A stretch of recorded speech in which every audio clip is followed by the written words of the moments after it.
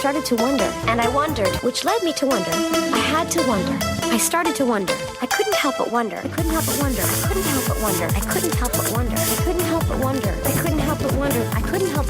I couldn't help but wonder. I couldn't help but wonder. I couldn't help but wonder. I couldn't help but wonder. I couldn't help but wonder. I couldn't help but wonder. I couldn't help but wonder. I couldn't help but wonder. I couldn't help but wonder. I couldn't help but wonder. I couldn't help but wonder. I couldn't help but wonder. I couldn't help but wonder. What the fuck is up, gamers? Because you're gay and you're gamers. Welcome back to City Girls Make Do, your favorite Sex and the City podcast. I'm your host, Stephanie, and I'm Samantha now. And I'm your host, Alex, and I'm seeing a gay friend's boyfriend in a Broadway review. As one does. Yeah. That's just what you do in New York, apparently. Exactly. And that's what Carrie's doing this week, and also being extremely narcissistic.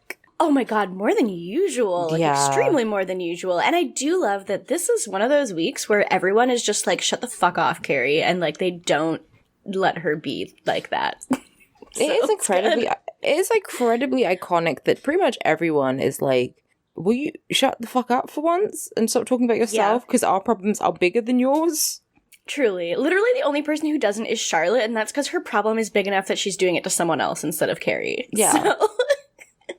But, this is season 5, episode 6, Critical Condition. We have only 2 more episodes left in season 5, which is probably why this one feels so, it felt like there was a lot that happened in this one. It was a bit jam-packed, honestly. Mm-hmm. Yeah. I guess we can just get into it because we have a lot to talk about. So, we start out with, seeing her gay friend's boyfriend's Broadway review. Yep. Which is something in the life of a New Yorker that one does. Of course. And, every single New Yorker is assigned a gay friend when you move there, or when you're born. Exactly. And, their name appears on your wrist when you turn 16, and you go to their boyfriend's Broadway review, so it's just normal. Yeah. And, Carrie is, like, being a bitch about it. Like, she really makes it seem like it's really bad, but it seems really fun to me. Like, I would enjoy being here. Same. Like, yeah, I don't know. I don't know, it's just, I feel like maybe she's just not drunk enough, is the issue. Maybe. Like, she's one of those straight people who just doesn't appreciate musical theater, I guess, who's like, I just think musicals are just bad. Maybe. Yeah, maybe. Or I think the fact that because she says like, oh, she's worried because her book review comes out like the next day or whatever, so she's worried about that. But so I guess she's just concerned about herself as usual. But like, have a bit of fun, and even if it's shit, just get really drunk. Has no one ever done that? Yeah, like, just do that, especially if you're worried about, like, your book review coming out. So, I don't know. Yeah, but, I feel like and Marcus is high-kicking. He's high-kicking, and everyone knows if you get invited to something and you don't want to be there, but you're there to support a friend, you just get, like, a little bit shit-faced, and if you don't drink or you don't, do any drugs or whatever, you just kind of zone out, right? Yeah, just be there to support them. And, like, Exactly. Don't be rude about it. Like, Stanford loves it. It's not like, read the room, Carrie. It's not like Stanford's like, oh, this sucks, but I love my boyfriend. It's like, he really is enjoying it. So just enjoy it with him. But when it ends, she goes to the bathroom. And there's people in the stalls who are just complaining about how all the men there are not straight. And they were, like, hoping to meet cute guys. What did you expect? No what idea. did you expect? They're like, oh, I thought maybe at least a bartender would be straight. Like, fuck, a Broadway review? No, honey, we're at a cabaret night. Yeah, I don't know what they were expecting, but Carrie's just doing her lipstick listening, and the girls come out, and she makes some kind of comment to one of them, and the woman just doesn't, like, laugh at her joke. She's just like, are you Carrie Bradshaw? Which, normal. Absolutely normal. And Carrie's like, yeah. And she goes, oh, I recognize you from your column. And also, I dated Aiden. Like, right after you. Right after you. And then she makes a face like, what? She makes the most yikes face. Yeah. And then, like, visibly just like, oh! Exactly. And walks out. She says, oof, and then leaves.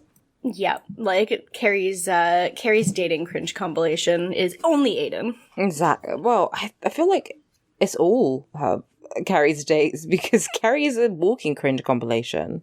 Oh, Oh, it is. But from this woman's perspective, she's like, holy shit, that was, That was an L. Oh, yeah. Carrie's whole life is getting an L.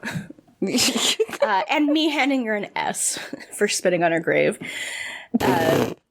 But Carrie, then the next day, she's at brunch with the gals, and she's, like, showing them the face the lady made, and Charlotte is trying to be like, well, maybe she just has, like, a facial spasm. She's like, maybe she has Bell's palsy, which is, like, not how Bell's palsy works. No, not at all! And it's like, that's not...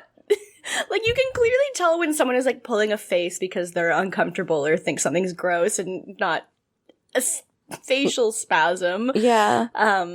But yeah, especially given the context, but the girls are all extremely on Carrie's side, which, like, I get because they're all her friend, but, like, this whole time I'm like, okay, but Carrie, like, I'm sorry, but you're getting out of this whole Aiden situation pretty scot-free compared to him. Like, I feel like this whole episode can be characterized by, like, what did you expect? You know? Yeah. A lot of the time people are doing things and I'm like, what did you expect to happen? Like, did you expect Aiden to be happy after he broke up with you?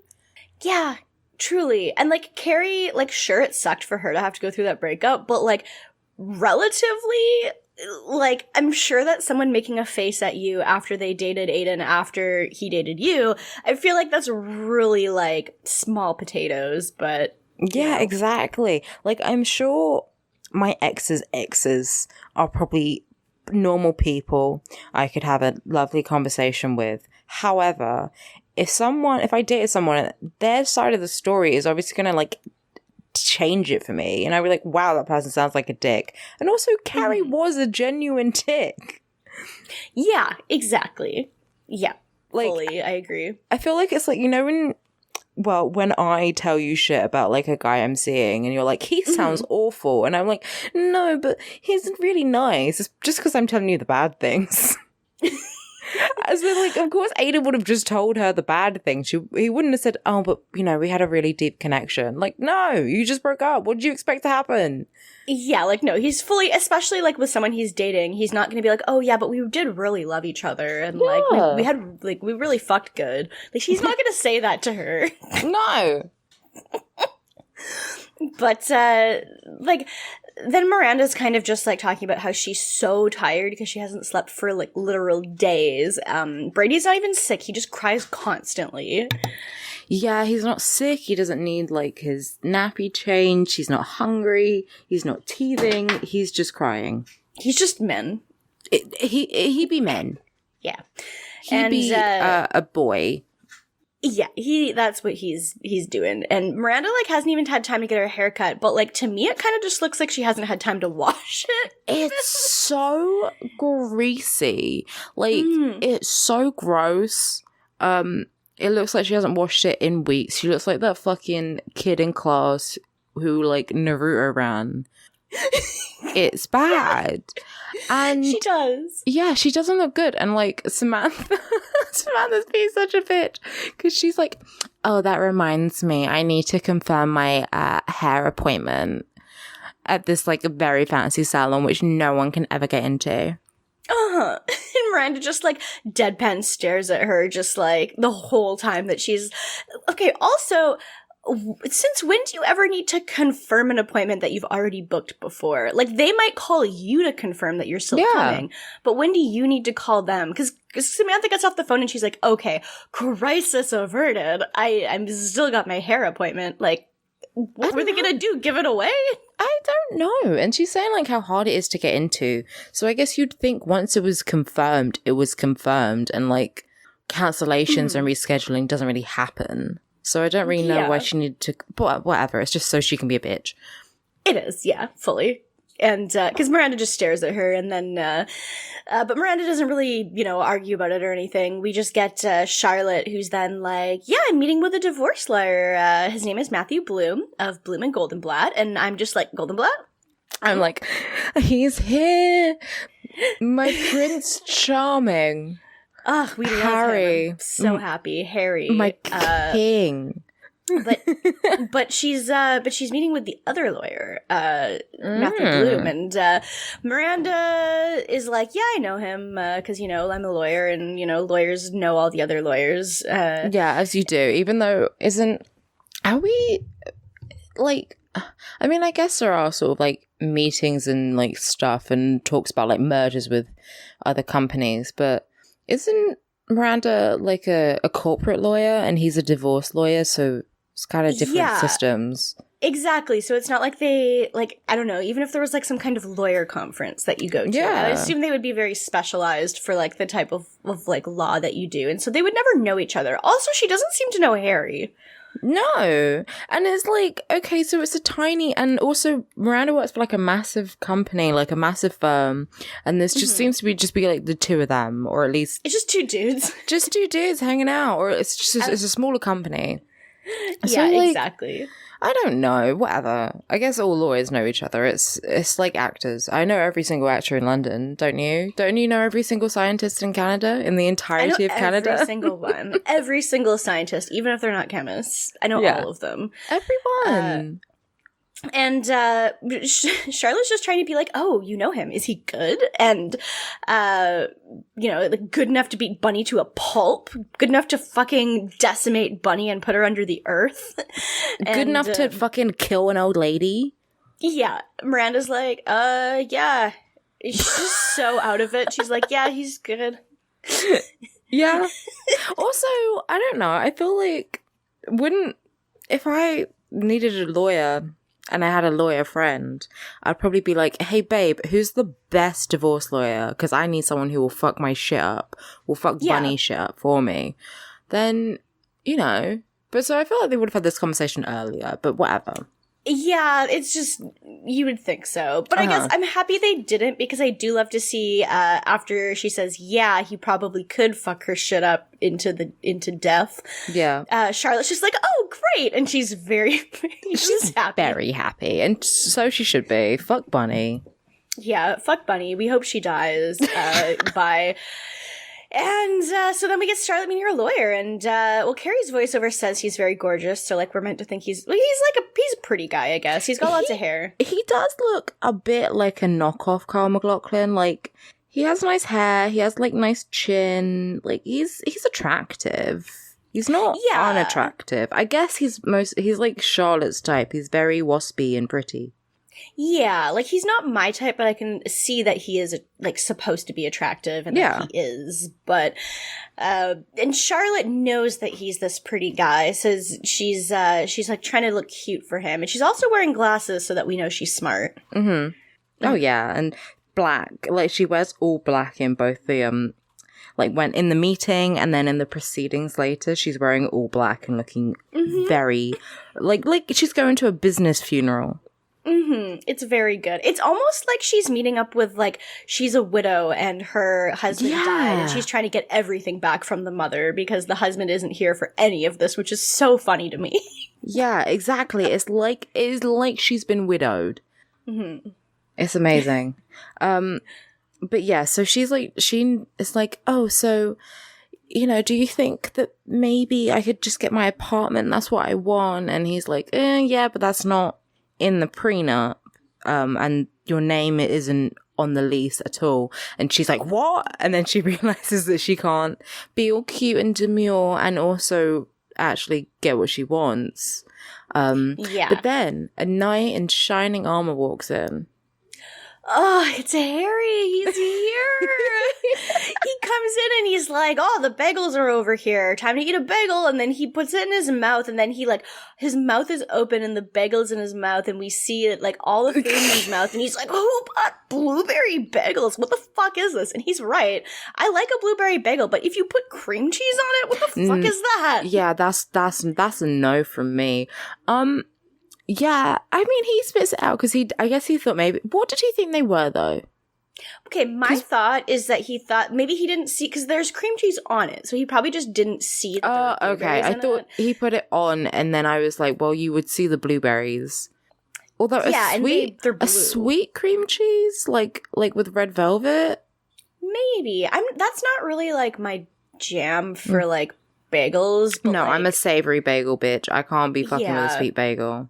Yeah, like I do kind of like God forbid Tim's actually sells a food that I like, but they sell this one like it's like a maple brown sugar French toast bagel, and it's just like covered in brown sugar on the outside basically, and I like that with cream cheese. That does sound good. Yeah, I can do that. But Harry comes in and he's not I guess conventionally attractive. He's not Charlotte's usual type of just fucking waspy boys with big chins and like full heads of hair. I feel like with Harry though, he's literally just like short and bald. He's not like disgusting. No, he's like he is shorter than her, I think, or I don't know. Or they're like about the same. Yeah, they're like similar heights. Like he's not particularly tall, but he's not like really that short. I always felt like Charlotte is really tall. I don't know if it's just because of her bone structure. Do you know what I mean? It could be that. It could also be that Sarah Jessica Parker is just fairly short. But she's I feel tiny. like other girls are also kind of tall, so I don't know. But yeah, he's but Charlotte's like, I'm not attracted to that man. Ha ha. So maybe he could be my lawyer. And she just asks if he's as ruthless as Bloom and if he's free. Yep. And then they cut to like a scene of she's just changed lawyers completely, and we know it's him because it pans over his bald head. His bald head, his shiny, beautiful head. Yeah, it might as well be panning over me. Yeah, a king deserves a crown, baby. We love it. I do. I'm so excited. I'm honestly so excited Harry is here. I love him. Same. It's like finally, for the first time in our entire lives on this show, we finally are like, finally some good fucking food. Like, finally a good fucking man. Yeah. We love it. I do. So there. Yes. After that, so Sam has decided, oh my god, she's doing a fucking amazing thing. I feel like this is a joint and not a rolled up cigarette, right? I think so too, because she doesn't smoke, so she's almost certainly smoking a joint in bed. Yeah, she's smoking a joint in bed. She's got lingerie on. She's bisexual colored lingerie. Yes, lavender and pink. And she's in bed and she's like, okay, I'm gonna jerk off now. This is gonna be my evening. Fucking great. But her vibrator doesn't work. She turns it on and it's like a Hitachi Magic Wand. It's a classic. It's classic. And she bangs it on the table just like, it's like you with the mic. Like, is this thing even on? Like with the dick? But then it's like with her, she's like, hello, and bangs it on the table. So hello? That's the other thing you could do with a dick is you could just like tap it on the table and be like, are you working? And I feel like you need to find like a specialized dick haver for that one. That would be a little bit of a hard angle to work at, but yeah, I'm sure Samantha could do that. But yeah, it lets out the saddest little noise, and she rolls over and she like squeals with how upset she is, and it's extremely good. Screams like a wounded animal, and do you know what? I understand. Yeah, it's I feel for her here. It's sad. Mm-hmm. Yeah. Then we go to Miranda. Miranda is just kind of like staring at Brady while he's screaming. She's not like rocking him or like swaddling him or anything. She's just kind of staring at him. And I'm like, well, pick him up and like give him a little cuddle. That's usually what babies want when they're just screaming for no reason. Mm-hmm. And then she gets a knock on her door, and it's her neighbor who's like, it is 2 a.m. Can you please get your baby to stop crying? Yeah. And she's like, well, I'm trying to. Okay. Yeah. Sure. Okay, sure. And then, she's like, I think she's basically saying something like, if you had a baby, and her neighbor is like, I do have a baby, which you would know if you ever said hi to me in the elevator.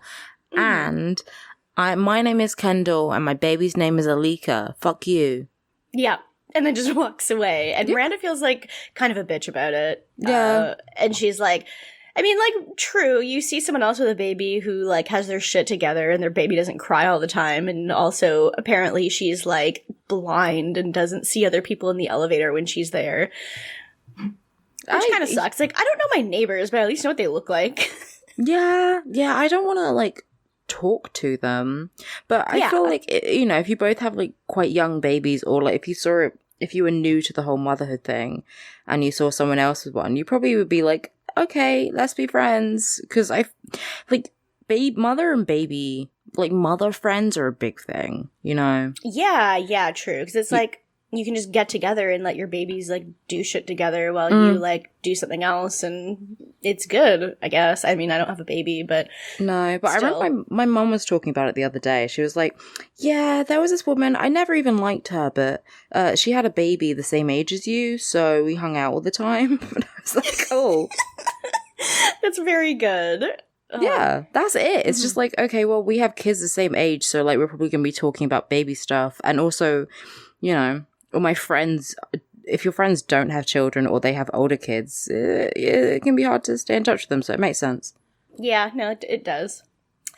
So then we go to Carrie, who has gotten up very early in the morning to get the newspaper as fast as she can, because, you know, the newspaper just sells out, and you can never get any of them after, like, 7 in the morning, because they're just gone.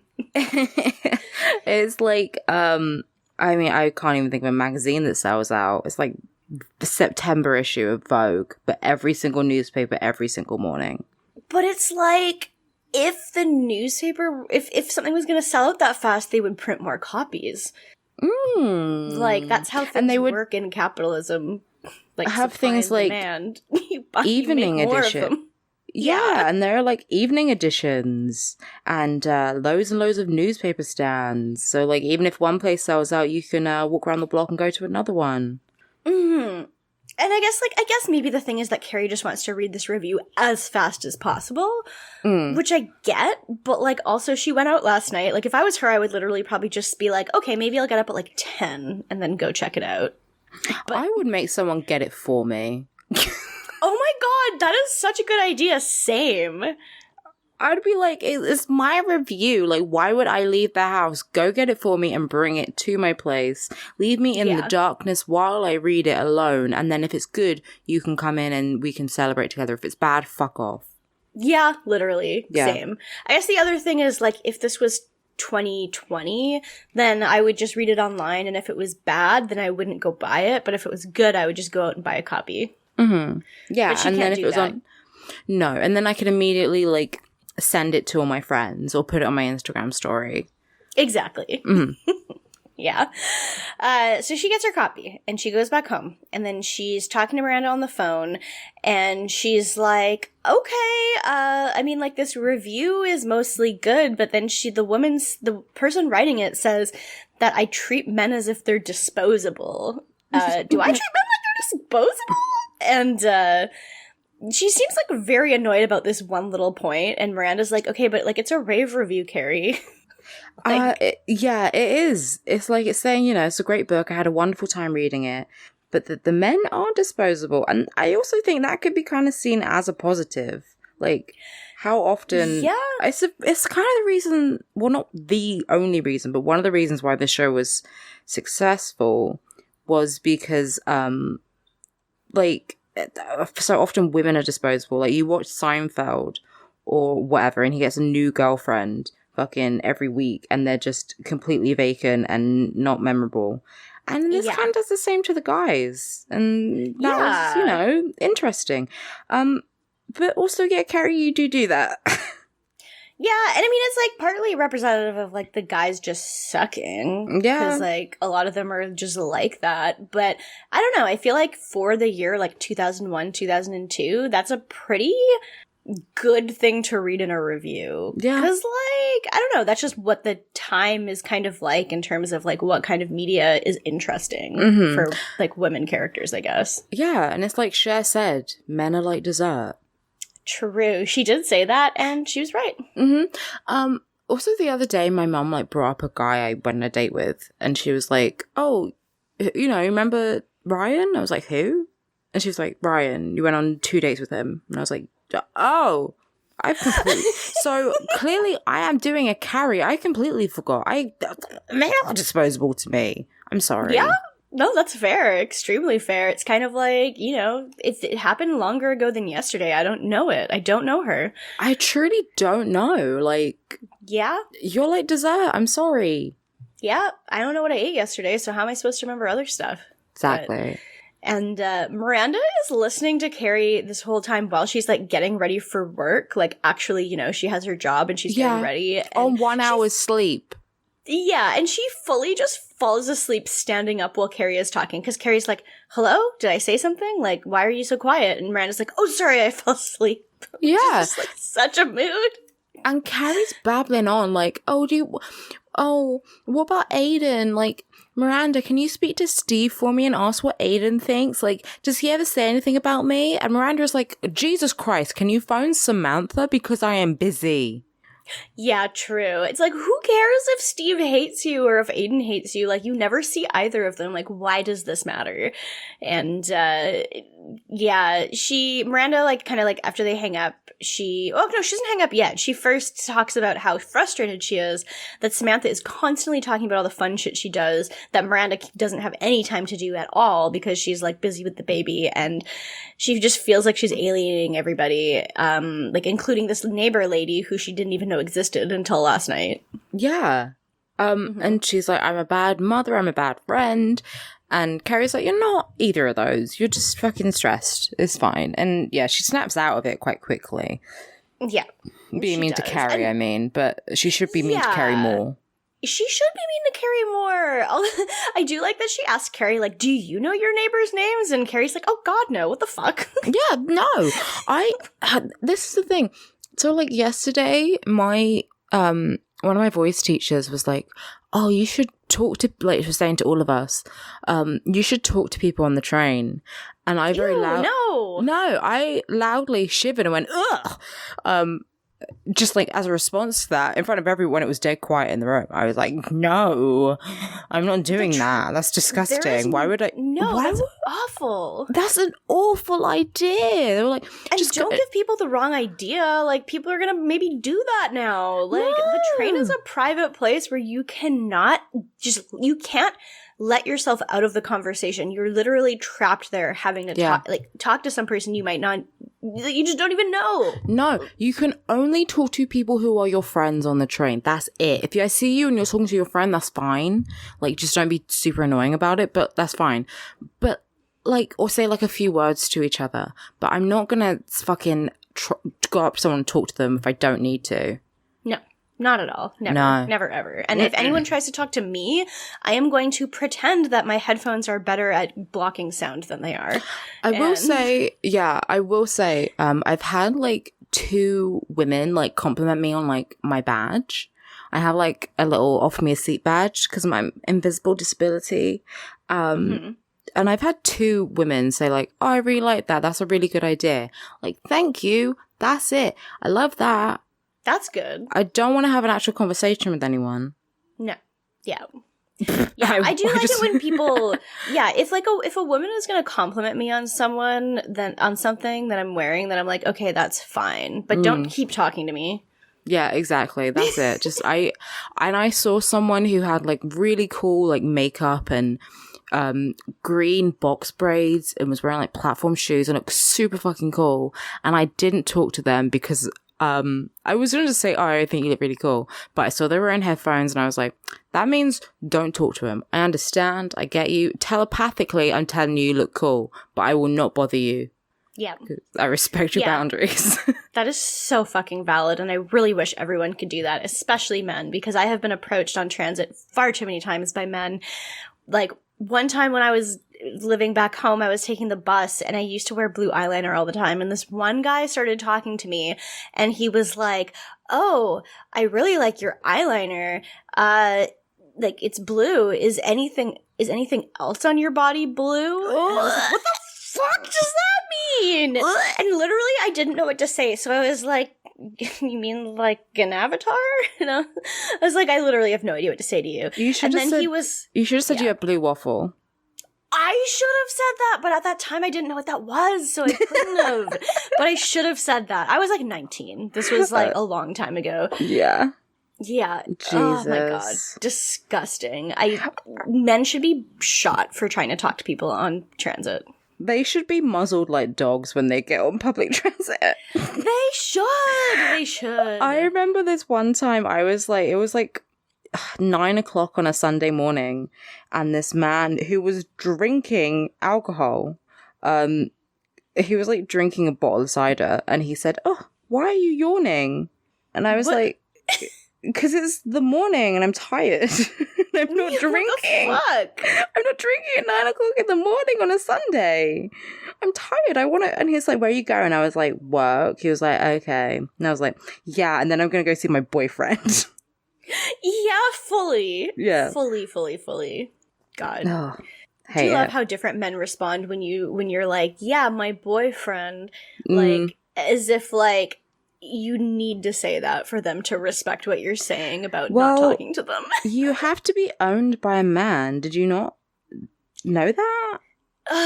Yeah, I know, you're right. I guess I forgot about that. Yeah, like if you're not married, you're owned by your dad, and then they, you know, my dad's gonna sell me for a few sheep, yeah, and some beads.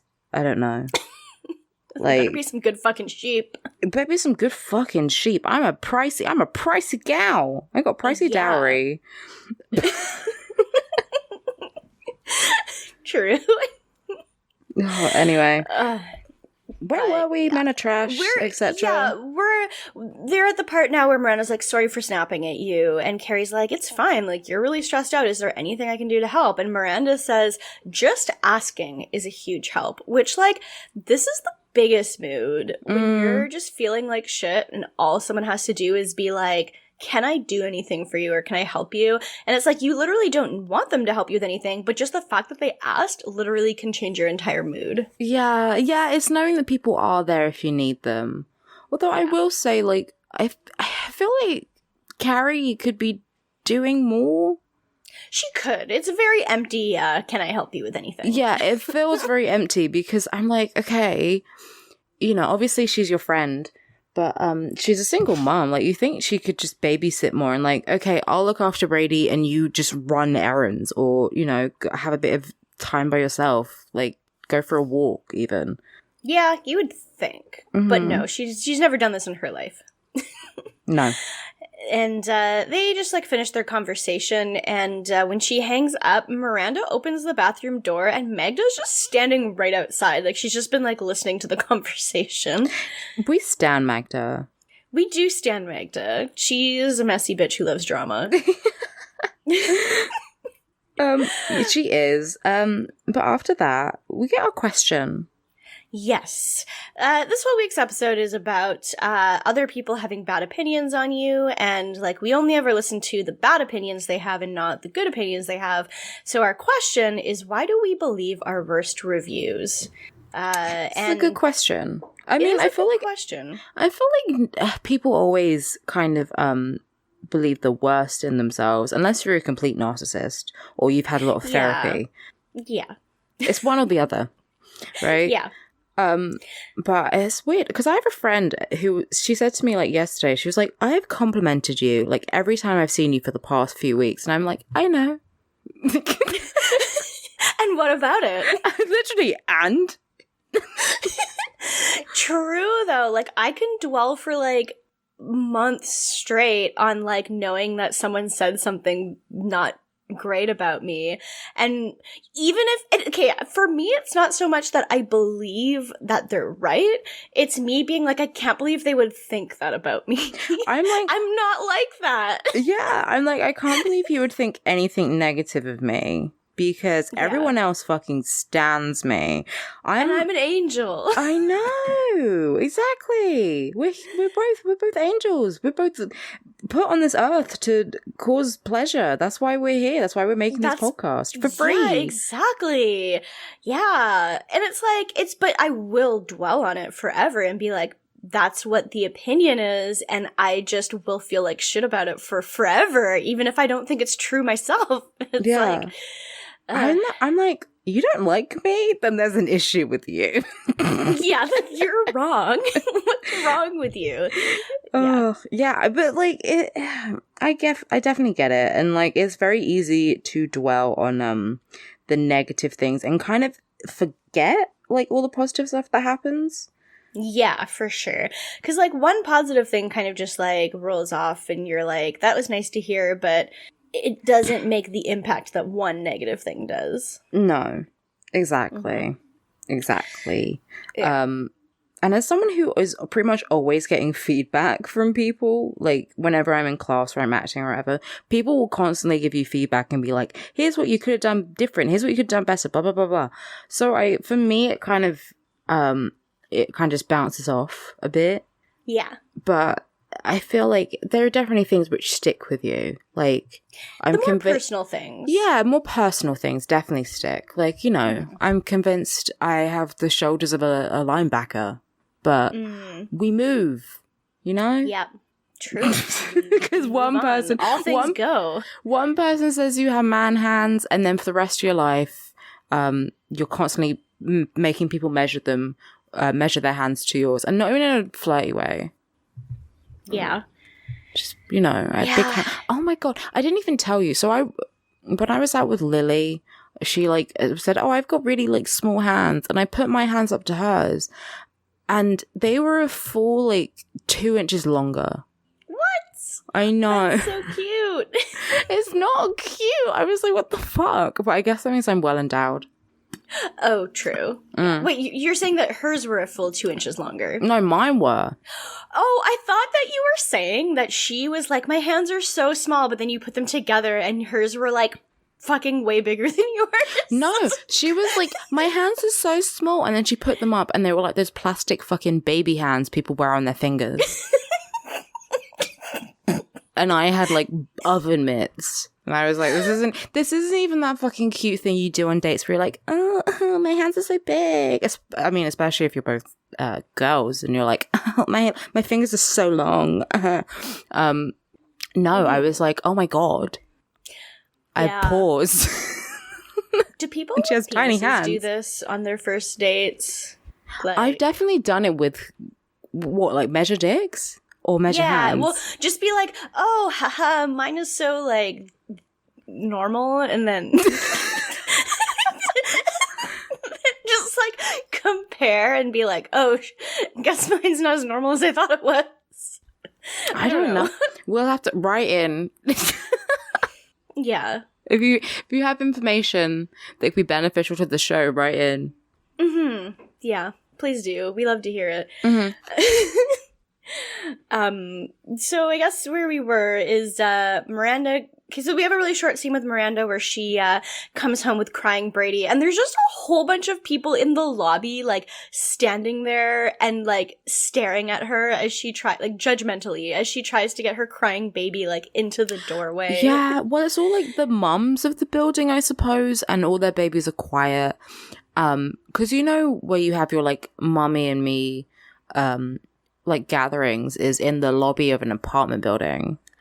Yeah, it's very normal to walk into an apartment building and just see about 15 moms with their babies standing there, all very silently judging you. Yeah, not in like a local rec center or a church meeting room or even a cafe. Just standing in the lobby. Yeah. As you do. Very normal. Yeah, of course. And Miranda's judged. She is judged. Oh my God, but this baby, what was it? Kendall's baby, like Alika, she is so fucking cute. Oh, she's so cute. Yes. She's so cute. And she's so quiet. Exactly. Ideal baby. Very cute, very quiet, has a little pink bow. We love her. Yeah. Very cute. We stan. Mm. I love in the next scene how Samantha's talking about Brady and she's like, he sounds like a real asshole. Yeah, as if he does though. As if he has like a personality and is doing shit on purpose. Like he is a baby, but also tea. Just, oh my god, what if they made Untitled Baby Game and it was just like you being a baby and causing bad shit to happen on purpose? Like, you're like, I'm just gonna open up the cupboard and drink the Drano, and then, like, oh my that's god, the game. But there was did literally make that. Yeah. Oh, good. It's called Who's Your Daddy? It's very good. Oh, good! There's a so game, happy. like, basically, you play as a, like, one of you plays as a baby, and then one plays as the dad, and the baby's objective is to kill itself. And the dad's objective is to stop that from happening. So you can literally, like, go under the sink, find Drano, and drink it. So you have to, like, put child safety locks on everything, or, like, it's fucked up. I think Griffin and Justin played it once. That makes sense. That makes sense. I'm so happy this does exist, because, like, I will cause problems on purpose is, like, the ultimate baby mission statement, I think. Even though if they don't know that's what they're doing. True.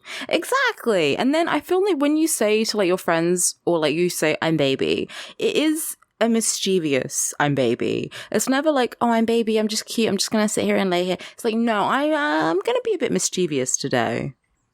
Like, I'm going to go and make mistakes and do it knowing they're mistakes. Yeah.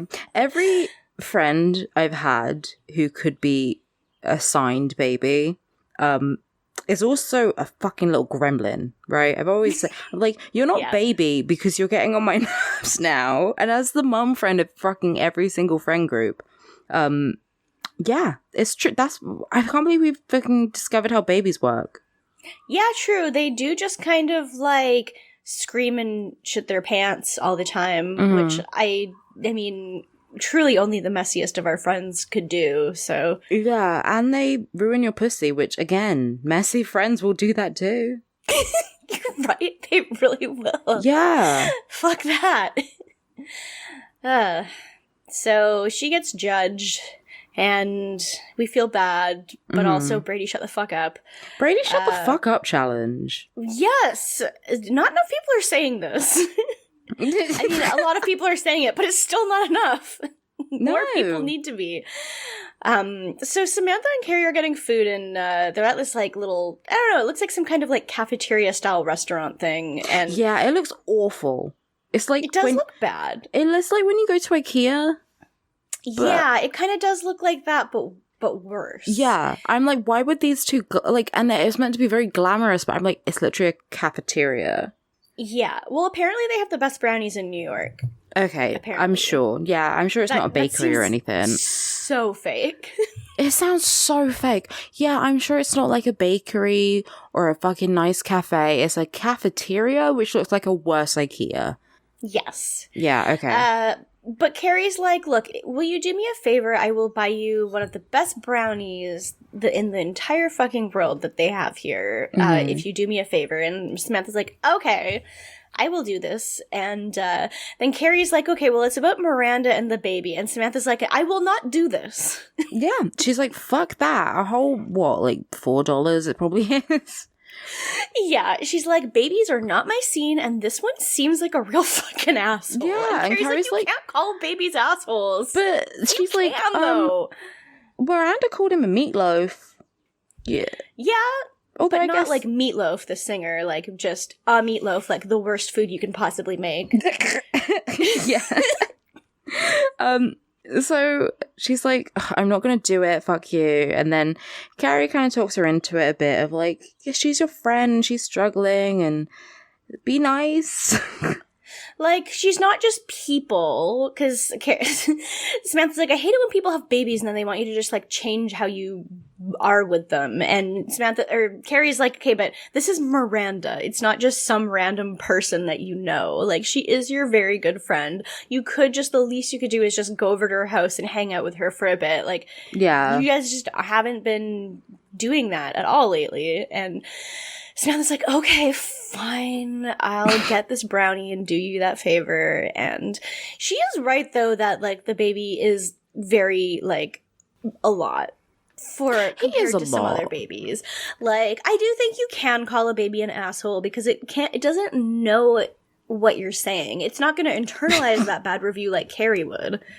Yeah, true. And you know, I think you leave it when they're about to start talking, then you have to, like, correct your fucking language. But before then, say whatever you like around a baby, but just don't like shout at it, you know? Yeah, don't shout at it, and Don't be mean. It's not like, yeah, she's just saying that the baby is like annoying, which like it does kind of sound like this one is, even though if it's probably just because Miranda won't hold her fucking baby. Yeah, this whole time I was like, hold him? Have you tried that? Have you tried just like cuddling him? Yeah, basically. And so, but Samantha's basically just like, okay, well, like, look, I'll do that, but the thing is, I'm really busy. Tomorrow I'm getting my hair done, and before that I'm returning a vibrator. And Carrie's like, oh, so your life is just hair and vibrators? And Samantha's like, what's wrong with that? Yeah, and I like it like that. I don't want babies. Yeah. Like, I do think it's a little funny that that's supposed to take up her entire day, like, as if it won't take, like, 20 minutes to return the vibrator. Like, the hair, sure. That'll take a while. I'll be honest, though. How often do you have days where you have, like, one thing to do, and then and it's in the afternoon, you spend the whole day in bed like, oh my god. I mean, every weekend. Exactly. I have to do one thing today, so I need to save all my energy for that one thing. Yeah. Oh, no, fully. Like, the number of times I've been like, I'm busy today, and it's like, I'm literally doing one thing, and that's a maybe. Yeah. But whatever, I'm mentally and emotionally busy. Exactly. So it doesn't matter if I'm physically busy, physically doing things. I'm busy in my brain. Mm-hmm. It's called executive dysfunction. And yeah. If you don't have it, you're a bitch. You're a bitch, and I'm suffering from success, okay? Exactly. Other people just don't get it. Exactly. So then, Carrie's work friend at Vogue, Julia, is there. They bump into her. And they're like, oh my god, hi Carrie, hi Julia, this is and that is the conversation, more or less. Yes. And then Julia's friend, Nina, shows up, and Nina happened to be the girl with the face. She was the girl with the face, and Carrie is just like, oh boy, great. Mm-hmm. It's this person again. And so they say hi, and she's like, oh, hi, Carrie. And the Julia person is just like, oh, you guys know each other. How do you know each other? And Nina's just like, oh, I'll tell you over lunch. I know you're meant to hate Nina Katz, but I relate to her too much. When I have, like, gossip or, like, just interesting information, I'm like, ooh, I'll tell you later. Like, exactly. It's like, oh, hey, girl. Hey, guess what? And then it will not be important. But 100% I've been Nina, and I know I meant to hate her, but I can't. Because she's right. Yeah. Well, the thing is, I know Carrie was in the wrong about Aiden, so I feel like Nina was right about all of this. Like, the whole episode, I'm just like, yeah, no, she has every right to think that Aiden's ex-girlfriend was an absolute bitch, because she was. Yeah, like, and it's like, I don't know, it's not like, I feel like Carrie could have an interesting story if it was about her, like, maybe re-examining her actual behavior during that relationship, or being like, okay, that was shitty of me, I did treat him unfairly, I was cruel, whatever. But she doesn't do that. She just seems more annoyed that people think she's a bitch than her actually examining her own behavior. And it's also not like she was abusive per se, but she was a shitty girlfriend. So she was shitty, and she seems surprised at some of the things that people tell her. Like, when, like, later we find out that Aiden, like, well, apparently Nina thought her opinion was that Carrie ruined Aiden's ability to trust and be close to women.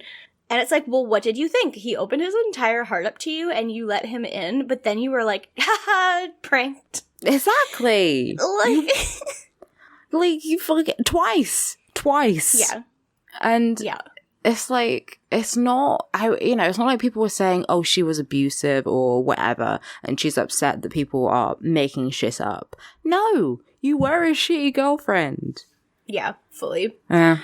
And she should just own it and learn from her mistakes and be different next time. But 100%. She doesn't want people to think she's a bitch. No. So So then after they leave, Samantha's like, how do you know Nina Katz? Like, Carrie's like, well, how do you know her? Wait, you know who she is? And Samantha says, well, everyone knows who she is because she's the booker for SNL.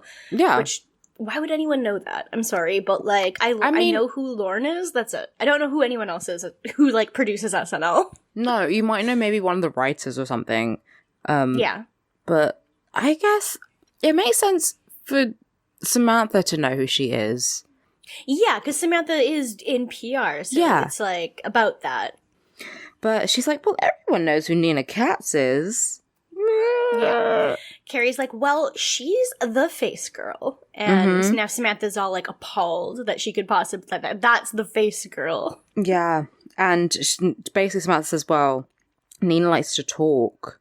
And I just burped into the mic. I'm sorry. Valid.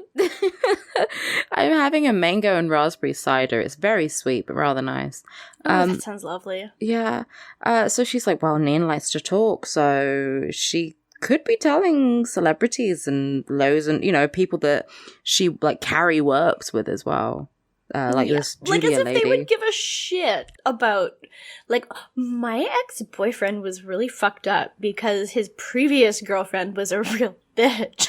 I know, like, no one cares. No one cares. Maybe this lady that Carrie's working with would care and be like, oh, you know, and just as like a little bit of gossip, you know, like not really taking it that seriously.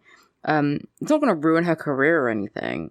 No, but it does suck to have that happen to someone you work with. Yeah, but why would you give a shit if you're a celebrity? Why would you give a shit if it's someone you don't even know? Literally would not. I don't care. Exactly. At all. No. Unless it's like a really close friend of mine who's like, want to hear some gossip about someone you don't know? And I'm like, absolutely. But only if you're one of my close friends, if you're just some person and you're like, want to hear about this messy bitch, I'd be like, I don't know. I don't really give a shit. Yeah, exactly. Like, when my close friends, or I talk to my close friends and they're like, here's some gossip about someone you don't know, so you have no emotional attachment to it. I'm like, yeah. Thank you. It's good shit. It's good shit. It feels nice because you don't have any horses in any races, so it's just like fine. Yeah, exactly. So now we go to Samantha, who is doing her shopping and her returning. She is at Sharper Image where she bought her Hitachi Magic Wand, and she says to the person, "I'd like to return this vibrator."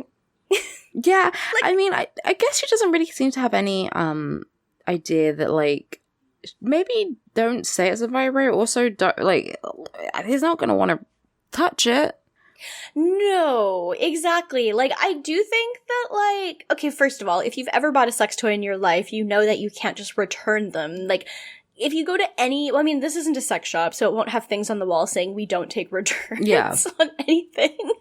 But, like, still, you know that you can't just return something that you've put on your pussy. Like, and be like, this is my vibrator. At least, I mean, as Samantha, but, like, at least use the pretend, act. I do even think it would be gross to return a back massager that you've used, because if you've put it on your back or on any part of your body, like, you're gonna have skin come off. It's gross. I mean, she says like because obviously it has a warranty, because it's quite expensive. Those Hitachi Magic Wands are expensive. So it has a warranty, and she's like, it broke, and I got it 6 months ago. In which case, don't you need like the warranty and the receipt and everything? I would imagine. Not just, she has it like loose out of the box, which is really fucking gross. It's really funny. I mean, I imagine she's, you know, a normal person and not a monster, and she cleans it, so hopefully it's not as gross, but it's still gross. Yeah, oh yeah. And this guy's like, we don't sell vibrators, and she's like, bitch, you know people buying this as a vibrator. And he's like, okay, whatever, I don't care, like, just go get a new one and then, like, take it over to the checkout. And she's like, okay. So she goes over to, I guess, the vibrators section. And there are these section of Sharper Image. Exactly. Well, the back massagers. And they're pulling out some, like, serious fucking machinery.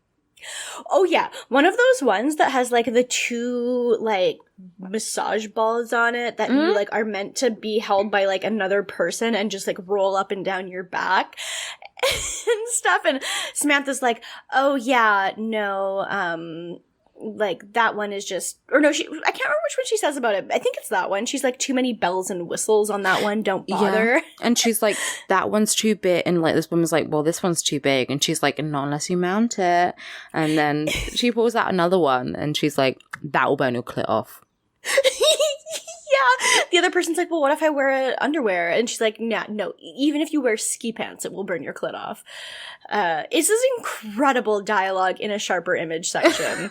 I love it. I love this. I love that all the women there are looking at these, fully buying them as vibrators and not buying them as like back massagers. Why would you? That's my question. I don't know. Like, if you're gonna spend that much money on like an actual back massager, I feel like I'd rather just like go to a masseuse. But I mean, I guess I don't know. And I feel like it's kind of a natural thing to be like, oh, I feel like even as like, you know, before I knew what masturbation was, when something was like vibrate-y, I was like, oh, I wonder what this does. True. You know? Exactly. You like Betty Draper with the washing machine. Yeah, it's kind of an innate. It's kind of like just an innate thing. You're like, but what if I? Oh, okay, yeah, exactly. I just want to sit on my washing machine and think about like not my husband. Yeah, not my husband. Yep. Yeah, and then we go to Miranda with crying Brady again. She gets a knock on her door, and it's the neighbor lady. She has brought an oscillating chair. So she's you know, changed her mind about, she no longer wants to be angry about it. She's kind of like, I want to help you. I'm going to give you this oscillating chair that belongs to Alika. I want you to try it out. I think she just realizes that Miranda doesn't have any like mum friends. So she's like, okay, well, I'll help you out because obviously you're struggling. Yeah. I remember my cousin. Comrade. I remember my cousin had one of these when he was a baby. And like his dad was like, oh, I don't like having that on for too long. But really, they honestly do. They immediately shut up. I love that. I want one of these for myself. Like, I want an adult-sized, whatever this oscillating chair is called. I just want to sit in it. A vibrating chair. If you buy a vibrating chair as an adult, it's a different story.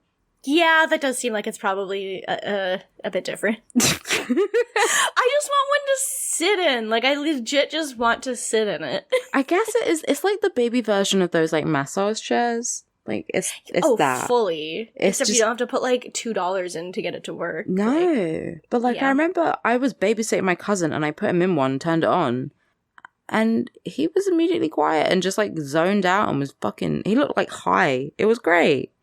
Yeah, that sounds pretty good. I don't understand why the woman is like, these things are kind of controversial, but I don't give a shit. They get them to shut up.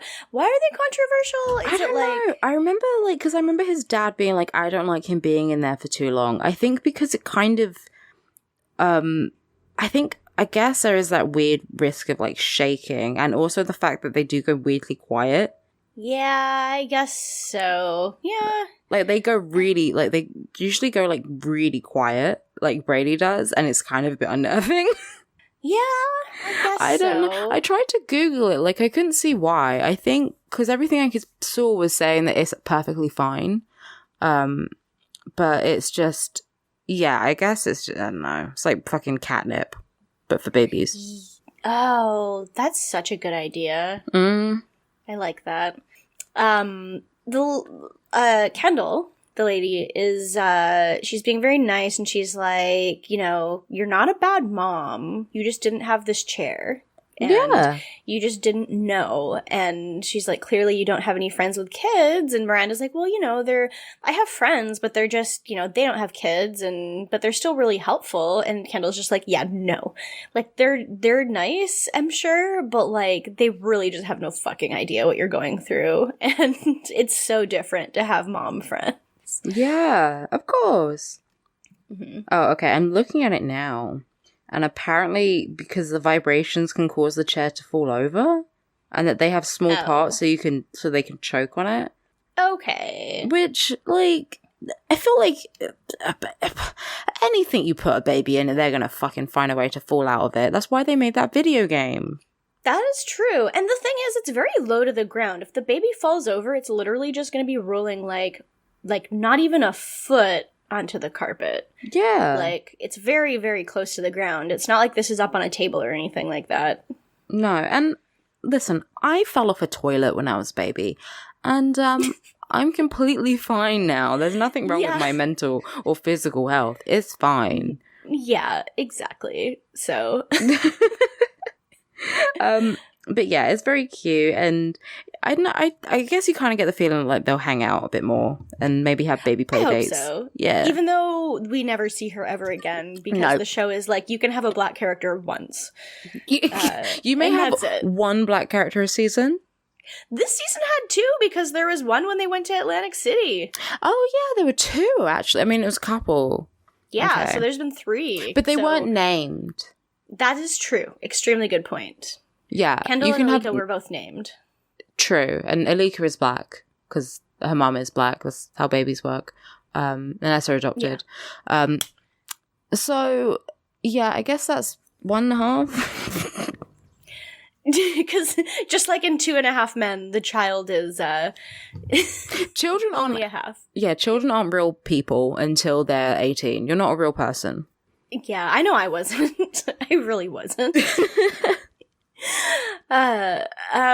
So then we get this really other nice moment with Miranda where Samantha knocks on the door of her apartment when she's just by herself, and Samantha comes in and Miranda's like, oh, what the fuck are you doing here? Because you're just here randomly. And Samantha is like, okay, you are Samantha now. You have a hair appointment with John Mandy. You need to get over there. You have a few hours while I stay here and watch the baby. Yeah. And it's like really cute, and Miranda's like, what? And Samantha says, I'm going to give you 5 seconds before I change my mind. And it's really cute and really nice. And Miranda's like, all right, don't take Brady out of that chair because it's finally got him to stop crying. And pretty much like 5 minutes after Miranda leaves, the chair breaks. It very much does. It's very good. I love that it just stops working. Like, it probably just needs more batteries, but... Yeah. I also love that Samantha calls herself Mary fucking Poppins. I also want to say she also mentioned Norman Rockwell in this episode, so it's... when she said that, I read it in, like, the Lana Del Rey album, Mary fucking Poppins. Yeah. I definitely feel like Samantha would be very into Lana. Oh my god, she really would. That is the extreme Samantha vibe. Mm-hmm. Oh, I love that. Yeah. And yeah. Yeah, the chair breaks, and like he immediately, the second it stops vibrating, starts screeching, and Samantha's just like, oh god, what the fuck have I gotten myself into? So, and then we have like Carrie, and she calls Samantha, and she's talking about fucking nonsense, and Samantha's like, I don't care. And she's like throwing stuff at Brady. She's like wagging it over his head while fully standing upright. Like, this is like what you do to a cat when the cat is like looking at the toy in your hand. She's a baby. Yeah, she looks like someone who's like scared of dogs. Yeah, pretty much. Yeah. It's a very funny visual comedy. And it's amazing. The choices that were made, exceptional. Extremely good. Yeah. And Carrie can hear the crying, and she's like, are you at the zoo? Yeah, she's like, why would you be around a baby? And Samantha says like, oh, okay. She explains, that she gave Miranda her appointment and she's babysitting Brady. And Carrie's like, well, that's really nice. And Samantha's like, yeah, and I fucking regret it. She is. And she's just like, okay, look, I have to go because this is extremely taking up all my time. Can you call someone like Charlotte who might actually be free and able to talk to you? And Carrie's like, well, but what about Nina? I need to talk to you about Nina. The center of the world is me. Yeah. And that's it. She just like hangs up on Carrie. Fair enough. And then we go to, speaking of Charlotte, well, Actually, Miranda comes back before that. Yeah, and her hair looks fresh, but it really just looks like, I don't know, like, I feel like this isn't her best hair season to me. No, But it's a bit fine. too long.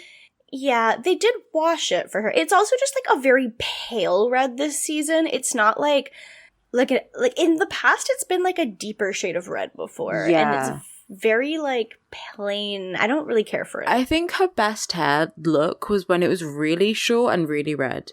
Yes, same. Yeah, that's the best Miranda look for me. That's the most iconic Miranda look. But she comes home and she's feeling better, obviously. And Samantha's there with a wine glass full of water, which love that. It's very cute. And she's sitting down, she's like, "Oh, hello, Miranda. We've had a lovely time." And Brady's not crying anymore. So Samantha's like, "We've had a lovely time, but the chair broke." So Samantha's like, go. Yeah. Miranda's like, "Oh my God, how did you get him to not cry?" And Samantha's brand new vibrator is in the chair with Brady. Yeah, it's just sitting directly on, like, by his shoulder, just, like, on, and fucking Miranda is like, that had better be brand fucking new. Yeah. Thank God It's it very is. good. Oh yeah, like, we did see her just buy a new one, so it's very good. Mm-hmm. And so that's the end of the Miranda and Samantha plot, I believe. And then we finish up with Charlotte, who we haven't seen in most of the episode. But she is with Harry again. So this time she's actually meeting with Bunny and Bunny's lawyer and trying to figure their shit out. And the Bunny's lawyer is like, "Okay, well, we could give you Trey's mint condition coin collection." Very exciting. Yeah, Harry is like, "Oh, fuck off. She doesn't want to settle for that fucking coin collection. Like, give me a fucking break." And Charlotte is just like, "Okay, like, he gave me that apartment. I'm getting the apartment, or, like, that's it."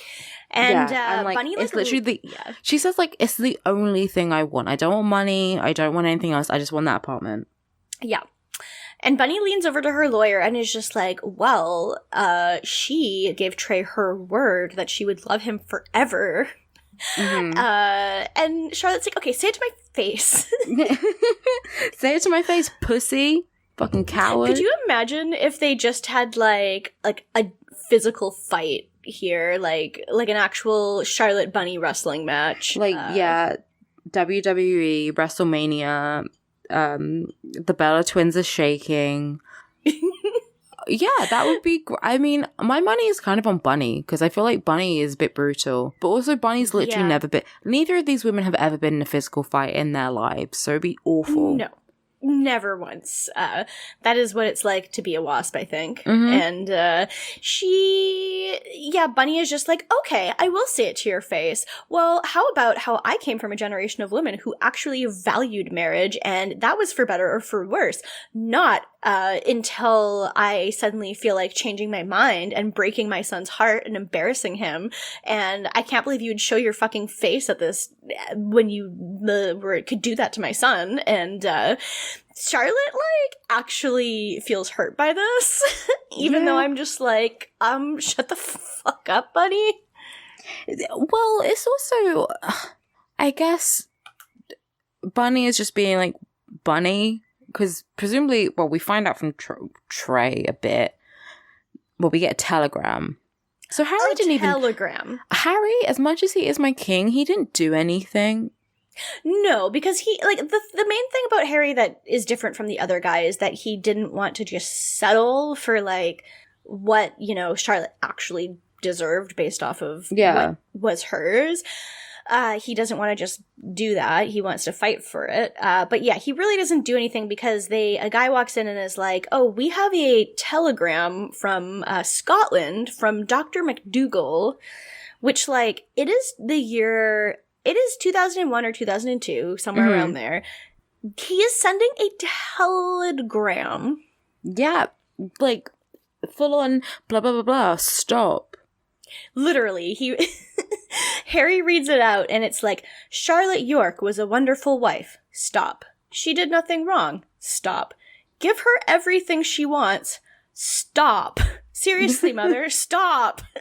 Yeah. I feel like they literally only made it a telegram so that they could just put the stop joke in there. Like, literally. it. Why would he not send... I mean, I guess maybe telegrams are, like, legal something or other, but he could send a letter or just get his own lawyer. Email? Like, email existed. Yeah. Would he not have his own lawyer on retainer? He feels like the type of thing that he would have because he's obviously mega rich. Yeah. So you'd think an email, a letter, like a signed, because don't they need to be like stamped or whatever if it's a legal thing? It needs to be, I don't know. Note? Yeah. Whatever. He can, but a telegram, whatever. He's in Scotland, and obviously we know that Scotland is the middle of nowhere and has no technology. So you have to send a telegram. In Scotland. No. They didn't get email in Scotland until like 2011. So. Yeah. But keeping with the theme of the episode, about the reviews that you get, Charlotte got a rave review from her marriage. Yeah. So, do you ever think about how Sex and the City cares more about themes than Game of Thrones did? Like, within one episode, having a consistent theme that comes up multiple times in every plot line rather than, like, never. You are and yeah, to the point that we complain when it doesn't happen, you're right. True. It's like it's not even a well-written show, and yet it still does the job. It is. I will say this. Sex and the City had a better ending. It's a better show. Better characters. Uh-huh. Yeah. More tease fully. Without being, like, offensive. Yeah, there's not a single scene where Samantha is just, like, explaining the plot while in the background, like, her current man of the week is just jacking off or something. Yeah. We don't have our characters get sexually assaulted for plot points. Or just at all. Yeah. Like, yeah. Incredible. No? Incredible. It turns out you can write a story and have drama in it without that happening. Someone phoned David Benioff and D.B. Weiss, and also David Lynch. Yeah. Turns out you can just write women without having them be tortured. Yeah. You love to see it. You actually do. Yeah. And they can just have this full-on, like, legal battle and have it just be normal. Mm-hmm. This is the part where Bunny breaks, because this is where Trey has finally said his actual in-writing word, or I guess telegrams count as writing. Did he have to send this in fucking Morse code? Is that how telegrams work? I don't know. Why would I know how a telegram works? I don't know. It's not like 1920, so I don't know why I would know. Anyway, Bunny looks at she looks at the paper herself to see it with her own eyes, and sees that it's legit from Trey. And she whispers to her lawyer, who is just like, okay, Charlotte can have the apartment, but that's it. Yeah. We'll have the deed transferred over as ASAP as possible. Mm-hmm. Goodbye. And Charlotte's like, cool, that's all I want. Thanks. Yep. And then Charlotte she is like the bigger woman. Bunny tries to storm out, and she wants to go up and be like, I didn't want things to end badly. I'm sorry about this whole situation, which is far more of a good person thing than I would ever be able to do to Bunny. So good for Charlotte, I guess. But Bunny just storms out. I'd call her an old bitch, probably. I probably would too. And then, well, I would be Harry, because Harry's just like, ding dong, the witch is dead. Mm-hmm. We stan. We absolutely fucking do. We do. We love it.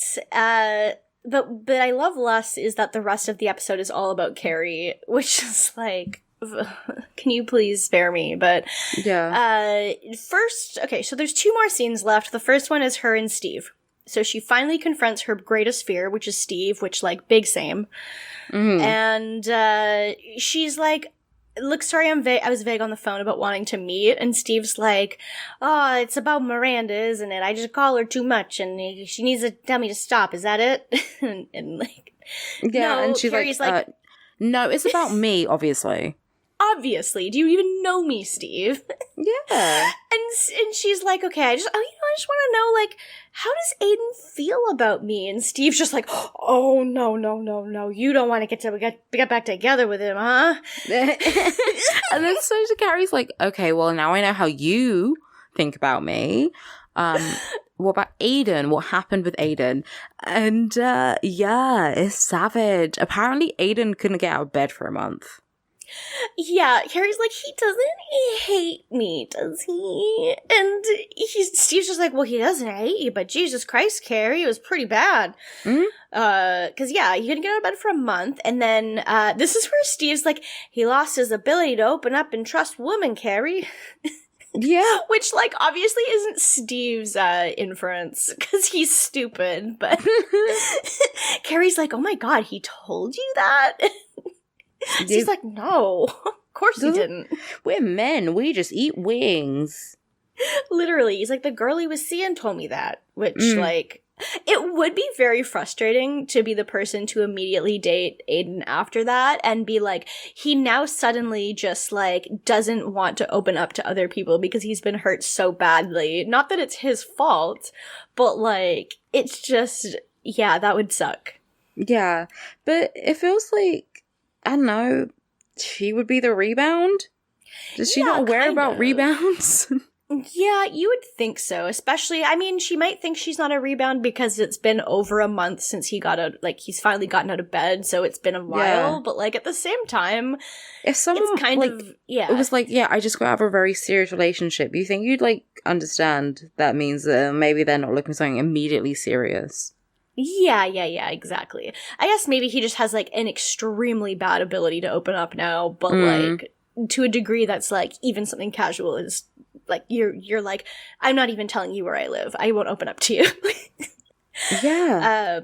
So Carrie knows how Aiden feels now, and how it was for him, and she feels like, it really seems like she's genuinely like, I can't believe it was that bad, and it's like, okay, I mean, let's not even think about how you, like, did cheat on him, but then after that you, like, said yes to being engaged to him, and then you were just like, actually, no. Yeah. Like, what kind of mixed messages? And then you cheated on him. That's normal, right? It's normal. That's what you do. Everything Carrie has done has been normal. I just want that in, audio recording, that she's always been normal. Then we get the very last scene of the episode. Finally, we're fucking done. Carrie's up with Stanford, and they're at, like, some market or something, and she wants to find Nina and tell her side of the story. I don't even know why she knows Nina will be here. No fucking idea. Oh, because she mentions it in the like, toilet. So, like, don't, like, says to her friend, like, don't worry about it, babe. We'll go, like, looking for those hot pretzel guys on Saturday or whatever. True. Even though she's not here with that friend, she's here with Heather Graham, but we don't see that yet. Before we actually see Nina, Stanford is just like, well, what do you think about Marcus? Like, even though Carrie is in the middle of talking about Nina, and then Stanford's like, no, we're talking about me now. Carrie literally just, like, says he's nice, and then starts talking about herself again. Yeah. And he's like, okay, Carrie, do you know how many boyfriends I've heard you talk about? Do you know how you've been talking about Aiden for the past 2 years? And just 10 blocks straight as well that we've been walking down. And he's like, so when I talk about my boyfriend, can you actually, like, pay attention and be happy for me? Yeah. Because he's like, I don't just, like, date many people. When have you ever seen me have a boyfriend for, like, longer than a second or just ever? And yeah, Carrie finally realizes that she's been kind of narcissistic and self-centered for once in her life. And they kind of go back to normal, but then they run into Nina, who Nina's just like, oh my god, Carrie Bradshaw again, like, one more time, and now think you're stalking me. Yeah. She's with Heather Graham, though. She Another is. Twin Peaks queen. Icon, and she's like, hi, I'm Heather Graham, and it's like, cool.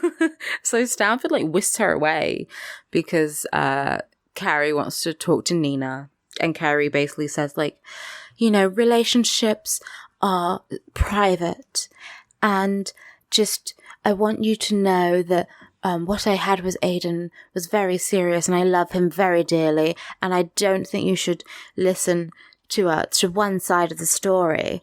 And she's like, and Nina just says, okay. Yeah. Like, it's, she's right. Like, Nina's extremely right. Fucking Carrie's like, I never would have done anything to deliberately hurt Aiden. Like, as if she didn't fuck big, like, 20 times when she was dating Aiden. Yeah. Like, she didn't do that by accident. Like, I know she didn't want to hurt Aiden, but, like, you can't have both things. You can't have both of them. Yeah. But yeah. The other thing that's funny about this is, like, earlier in the episode, Carrie was, like, on the phone with Samantha, and she's like, you don't think that Nina's, like, telling Ian McKellen that I was a bad girlfriend to Aiden, right? And then, but which sounds ridiculous, but, like, then when she's like, oh, Heather Graham, this is Carrie Bradshaw, Heather Graham just makes this face that's like, oh. Yeah, she's like, you. Yikes. Hi. Really good. It's very, very good. But yeah, Nina's just like, yeah, okay. Anything else you have to say? And then Carrie's just like, okay, goodbye forever, Nina. And turns around and walks with Stanford again. And the moral of the story is that all that matters is the reviews you give yourself, not what other people think about you, even if the things they think about you are true because you were a bad person. Yeah, exactly. And that's the episode. That's the episode. Rankings? I'm saying this is a win for the bald guys this week. This is a win for the bald guys. It's true. Let's hear it for the boys. Let's hear it for the balds. Including us now. Yes. God, I'm so excited to see Harry for just forever. Love him. So I'm gonna rank Charlotte. Charlotte's top. Then I'd say Samantha, then Miranda, and then Carrie is at the bottom. Yeah. It's a toss-up between Charlotte and Samantha for me, because I really thought that Samantha's going to sharper image thing was extremely funny to me, and, like, it stuck with me so much that I literally had a dream that I was like, what should I... Okay, this is gonna sound really fucking weird, but I had a dream that was like, what should I get my dad for his birthday? And I was like, I should get him a back massager. Oh my God. So not... Anyway, that's how much this was in my brain after yesterday. So I think I'm gonna give her the top spot because she did really overcome a huge character hurdle of I refuse to acknowledge baby. And I'm proud of her for doing it and doing a good job of it. And giving Miranda her hair appointment, that is selfless. I would never give someone my hair appointment. Like, then you gotta go make another appointment. But it's nice of her to do. So then Charlotte, cause she was good. Then Miranda, then Carrie. Yeah, Carrie's bottom for sure. Absolute 100 trash. Yeah. Okay. That's it. Do we have questions? I don't think we do. We have no questions this week. If you do want to send us questions for next week, you can send them to citygirlsmakedo.tumblr.com/ask. And next week is the second last episode before the season finale. So that will be exciting. Send us questions. We can do Patreon then. So if you want to give us $1 a month, you can be a Haymower, you can get a special Discord role, you can get access to any of the bonus content. So we've done 2 Keanu episodes so far.